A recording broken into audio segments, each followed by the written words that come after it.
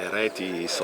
rappresentano un modello organizzativo che coniuga la progressione nelle specializzazioni, nella tecnologia, con l'esigenza di razionalizzare le risorse, ma al tempo stesso fornire al cittadino il massimo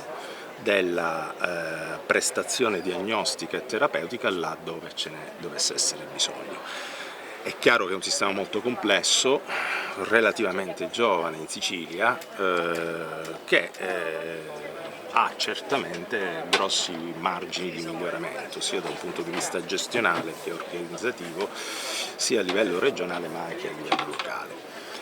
È chiaro che nelle reti uno snodo fondamentale è rappresentato dagli hub, che oggi sono diciamo, fortemente interessati dalla centralizzazione di pazienti